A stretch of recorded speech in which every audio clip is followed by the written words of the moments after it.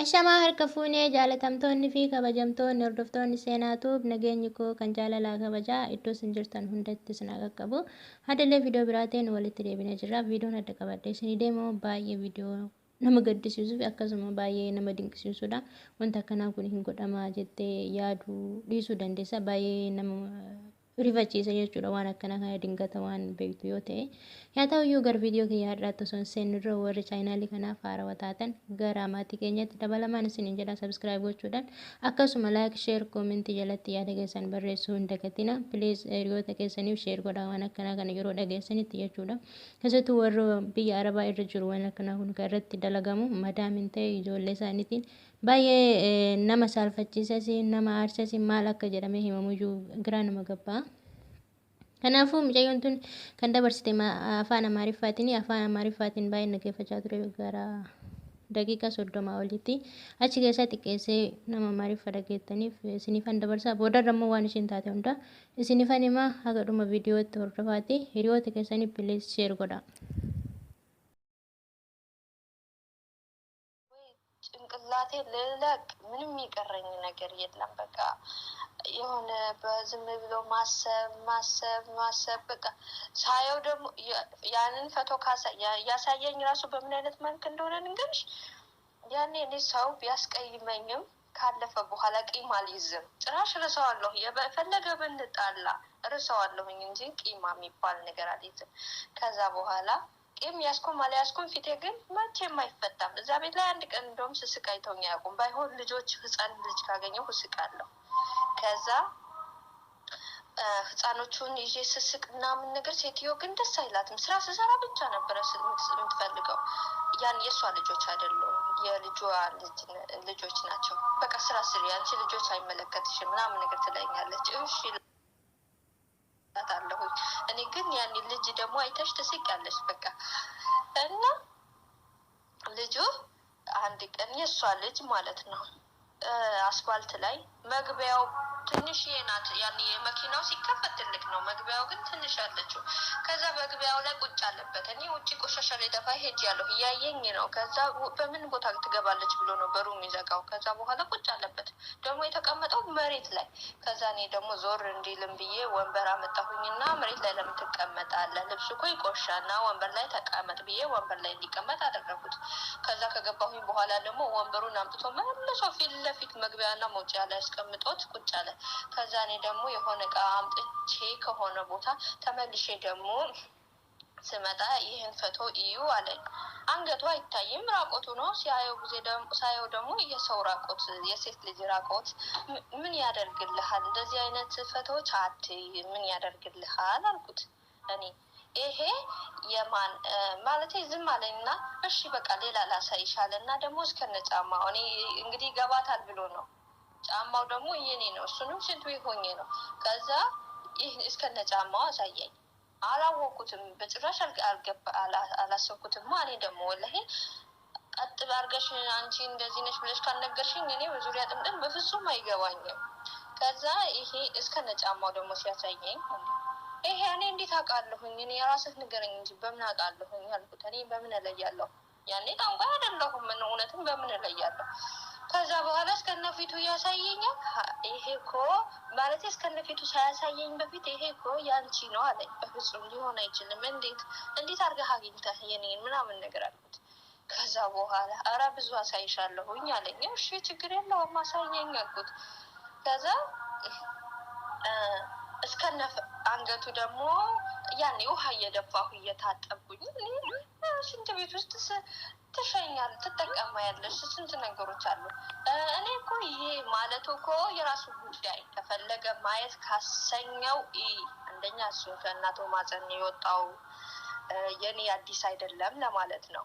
ሁለተኛ ደግሞ እህት አለችው። እኔም አልኩት እኮ አንተ እኮ እህት አለ ከእናትህ ማፀን ነው የወጣው እንጂ ከሰማይ አልወደቀም፣ ከመሬት አልበቀለም፣ ከእናቱ ማፀን ነው የወጣው እሱ። ስለዚህ የኔ ቢያይ ደግሞ የመጣበት መንገዱን ቢመለከት እንጂ ለእኔ አዲስ አይደለም። ግን እኔ በቃ ጭራሽ ሲጀመረ ሀታ ራሱ በምን አይነት መልክ ነው የሚመለከቱት? አስቢ እንኳን ሽንትሽ መጥቶ ሰው እያየሽ መሽናት ይከብዳል። ግን እንዴት ያኔ በቃ ጥንቃቄ ለማድረግ ያክል ለሌሎችም እህቶች ቢያንስ እንድታስተላልፊ ነው የምፈልገው። ብዙ ቦታ ላይ ደግሞ በማታስቢው ነገርና በማትጠብቂው ነገር ትፈተኛለሽ። ሆኖም ደግሞ በጣም ይከብዳል። እኔ እዛ ቤት አልቅሼ በማልቀስ ሰው አይን የሚፈስ ነገር ቢሆን ያው አይኔ ይፈስ ነበረ። ለሰዎቹም እኮ እንዳልናገር አስሮ ያዘኝ። ምን ይለኛል? አንቺን እኮ እኔ እንደፈለኩኝ ባደርግሽ የተቀነባበረ ፎቶ ያሳየኛል። እሱና እኔ አብረን እንደተኛን እኔ ስታጠብ ሁላ አጠገቤ እንደሆን አድርጎ እንዴ እኔ እኮ ግርም ያለኝ ነገር ቢኖር አብረን እንዴት ልንተኛ እንችላለን? እኔ ሌሎች ጓደኞቼን ስጠይቃቸው ያኔ እሱ ራሱ ያውቃል እንግዲህ ስራውን እና ቀነባብሮት ሊሆን ይችላል። አንቺ አብረሹን ባትተኝ በቃ ቀነባብሮት ሊሆን ግን አብረን እንደተኛን ነው የሚመስለው። እኔና አንቺ አንድ ላይ አድረናል ይለኛል። እኔ ያልኩት ይፈላል ደግሞ እኮ እውነትም ሳይሆን ያኔ በቃ ውስጤ አላመነም ስልሽ እንዴት ይሄ ነገር ሊሆን ይችላል በማለት ግራ በመጋባት ማለት ነው። ዝም ብሎ በማልቀስ በቃ ደግሞ አልናገር አልጋገር ዝም ብሎ ማልቀስ ሀታ ራሱ ይገባዋል ብዬ በቃ አንተ ቆይ ምን አይነት ሰው ነህ ጨካኝ Isho balayan kiya akkuma ishii irraa dhageessanitti warra dhageessanii warra dhageenyaaf ammoo xixiqqeessee waan ta'ame ifasanii godha jechuudha. Kanaaf mucayyoon tuni mana san keessa jiraatutti yeroo mana san keessa jiraatutti kaameraan hin jireettee gunguma yaaddee hin beektu gibbii lama qabanii gibbii tokko keessa akka jiru ni beekti jechuudha. Warra dhageessan ta'a jechuudha afaan Amaariffaatiin baay'eedha daqiiqaa haga 30 olitti ani ishiin haasofte jechuudha. Gibbii kaan keessa ammoo kaameraan kun akkuma akka hin jirre madaamis gaafattee itti himtee jirti. Yeroo kanatti mucaan isaanii dhoksaadhaan garuu waan ishee irratti dalagame dhuguma waan yaadamee hin beekamne jechuun waan akkanaa hin taa'ettee amanuu dhiisuu haga geessu irratti kan mucayyoota mudate jechuudha. Mucaan isaanii akkuma isheen mana san seenten waan akkanaa naa ta'e jechuudhaan baay'ee qeqqeeqaa ture yookaan mutiyuu gaafachaa ture jechuudha. Ishiin ammoo tuyyuu birriin inni ittiin attaalu birrii sii ganna waan akkanaa naa ta'e yeroo inni jedhu nan birriin ati naa kennitu lubbuu kiyya hin jijjiiru yookaan mutiyuu jireenya kiyyaaf bootaa hin bu'u gufuu natti ta'a jechuudhaan waan inni jedhu kana gonguma irraa fudhachuu ni diddi.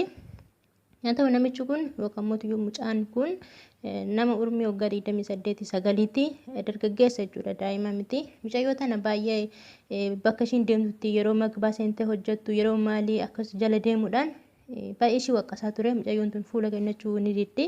Yeroo kana yeroo ishii irra fuula dhabutti kaashin tibeetii keessatti kaameraa dhoksaa galchuudhaan ishiin hin beektu jechuudha. Kaameraa dhoksaa galchuudhaan waan ishiin yeroo amma fakkeenyaaf osoo mana keessa jiraatan magbaa osoo ta'e saaloonii osoo ta'e okay garuu rakkoo hin qabu. Maaliif ishiin hojii ofii irratti qofa yoo hojjette waan badaa hin hojjetin malee mana keessa kaameraan yoo jiraate hagana mana rakkoo namarraan hin qabu. Garuu kifilii irrayyuu taree shintibeetii keessatti kaameraa yeroo galfamu baay'ee kan nama aarsuu fi nama dinqisiisuudha. Isa dhugaa rabbi jechuudha. Shintibeetii keessa yoo seente qaama kee qulqulleessitaa wantoota garaagaraa hojjechuu dandeessa. Shintibeetii miti kifilii kee keessattuu yeroo galtetti jechuudha. Mucayyoon tuni hin beektu kan hundayyuu kaameraan eessa jira isaa ijaan arginee qofa beeknu sanii miti kaameraan wantoota garaagaraatu jira jedhee isinii dabarsee jira viidiyoo tanaan dura irratti illee hiid kaameraa ishee jedhamtu santu jira. Hiid kaameraan tun ijaan argitee hin beektu seeruma jechuudha. Nama achi godhe san dhaqee yoo ofii isaatii fuudhe malee ati akkanatti haga barbaadde ijaan osoo soite hin argitu hiid kaameraa yookiin kaameraa dhoksaa jechuudha. Mucayyoon tun kana hundayyuu hin beektu garuu guyyaa tokko akkuma ishee irra dhageessanitti qoshasha gatuufan gadi bahe yeroo gadi bahu bakka ani gadi bahe barri keessa bakka ani ol bahe gadi bahuun zim jedhee karaarra taa'a. Achi karaarra kursii osoo hin taane lafarra jechuudha lafarra taa'a. Achuma akkan gadi bahee ol deebi'uuf jecha kursii fidee fi irra taa'in jedheeni uffata qoshasheessin manaamin jedheeni kursii fidee fi ani qoshashaa kiyya gatee gara magbaatti ol deebi'e. Yeroo kana kursii fidatee filla fiitii kiyya taa'e. Yeroo kana ani hojii kiyyaan hojjetachaa jira. Ammas gara biraatti deemee waa fuudhee as deebi'u suuraa qullaa mormaa gadi natti mul'ise. Suuraan kun eenyuti naan jedhee. Achumaan ani waan takka illee hin jenneen suuraa qullaa dubartii ilaaluun maal bu'aa qaba jennaan innis zimnaan jedhe. Ammas deebi'ee ammootiyyuu suuraa ammas mormaa gadi jechuudha natti mul'ise haga caammaan bahutti. Caammaan ani sun ammootiyyuu kiyya shintibeetii keessatti kanan guradde. Ammas ammoo ani homaa beekuu hin danda'u hagam fuula argutti akkamittan beekuu danda'a jennaan suuraan kun keeti naan jedhe. Suuraan kun kan eenyu jennaan beeku akkamitti beekuu danda'a? Hagan fuula argutti jennaan immoo suuraan kun keeti naan jedhe. Akkamitti kiyya jennaan suuraan kun keetii naan jedhe na morme. Ana immoo kiyyaa miti akkamitti kiyya ta'uu danda'a? Jennaan amma immoo deebi'ee haga fuulaan mul'atutti haga fuulli ishee mul'atutti deebisee natti mul'ise. Fuula kana kan natti mul'isu yeroo ani bishaan dhiqachaa jiru, yeroo ani fuula irratti bishaan qulqullaa kiyya ta'ee yeroon shaaworii fudhadhu kan natti mul'ise. Amma deebii hin qabu, deebiin kiyya boo'icha qofa. Akkamitti akka na godha mucaan kun? Kaameraa akkamii fayyadameeti? Waan ani ijaan hin argine mana san keessatti. Mana san keessa madaaminis natti miteerti akka kaameraan hin jirre. Mucaan kun dhoksaadhaan waan akkana kana irratti dalagee jira. Akkamitti waan akkana kana gochuu dandeesse? Jechuudhaan ishiin baay'ee aartii itti dubbatti yeroo kana. Anaaf ati waliin rafnee turree. Anaaf ati ani immoo jennaan anaaf ati waliin rafnee turree jedhe kaameraa footoo ishii isaa fi ishii wal bira kaayee akka waan nama waliin rafneetitti kan fakkeessu natti mul'ise ammallee irra deebisee. Amma waan barbaadu osoo godhee footoon kun akka jiru na bira jira. Waan hin goonellee ta'e jedhee tan himuu danda'a. Atam eessayyuu harkaas hin baatu. Jechuudhaan baay'ee natti fokkoraa turedha. Kan ishiin jettu yoo isiniif gala jechuudhaan achi keessa gaggabaabseeti kan ani isinii himu. Garuu wanni mucayyoo tanarratti ta'ame kana kaameraa dhoksaatiin yeroo ishiin shintibeetii seentee fayyadamtu, yeroo ishiin shaaworii fayyadamtu, yeroo ishiin waa hunda fayyadamtu inni waraabaa ture jechuudha. Viidiyoo ta'ee viidiyoo keessa suuraa baasetti kan isheetti mul'isu jechuun kun ammoo tuyyuu baay'ee namatti ulfaata dhugaa rabbii. Kanaaf yaa obboleeyyan kiyyaa waan isin gochuu qabdanii mana akkasii dhuguma mana akkasii waan akkanaa kun jirta yoo ta'e biyya kamirra jiraadha waan akkanaa kana kan isinirra ga'uuf deemu yoo kan ta'u ta'e moobaayilli keessan smart yoo taate waan akkana kan mul'isuu ni dandeessi. Kaameraa heed ishee jedhamtu san aappii play store keessa seentanii gadi buufattaniitiin itti soquu ni dandeessan jechuudha. Kana yoo hin jedhamu moobaayilli hundi ni mul'isaa miti. Keessa ni mul'isaa. Tokko tokko mul'isuu dhiisuu danda'a. Kanaaf ammoo bakka kaameraan jiru sanitti yeroo qabdan ni iyya jechuudha moobaayilli keessan. Ni iyya saniifuu eessa akka jirtu moobaayila keessan irra gahuu dandeessan. Kana yoo hin jedhu moobaayilli hundi hin hojjetu tanaan durallee isinitti himee jira. Waan kaameraa kanarratti jechuudha. Kanaafuu yaabbaleen waan ani isin jedhu iyyuu hin beeku baay'ee natti ulfaate. Waan mucayyoo tanarra ga'e baay'ee ulfaataadha.